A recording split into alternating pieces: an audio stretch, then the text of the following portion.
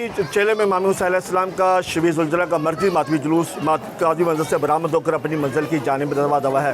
जुलूस में आज़ादारान हुसैन की बहुत बड़ी तादाद मौजूद है, जो खानवादा रसालत से अपनी वालिहान मोहब्बत का इजहार करते हुए हदिया ताज़ियत पेश करते हुए मातमदारी, नवाखानी और सिना को भी की जा रही है। अगर बात करें सिक्योरिटी की, तो सिक्योरिटी के पूर्व इंतजाम लगाए गए हैं।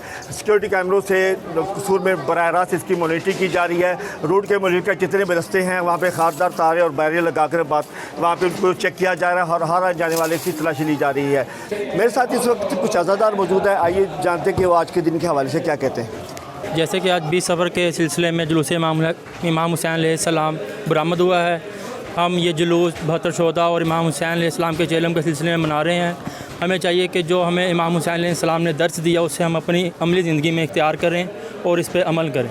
जैसा कि आपने अज़ादार की बात सुनी, इनका कहना है कि आज का दिन हमें शोहदा करबला से ये पैगाम मिलता है कि हमें अख़ुवत, रवादारी से काम लेना चाहिए और पैगाम करबला यही है कि उनको अपनी ज़िंदगियों में अपनाना चाहिए। जी।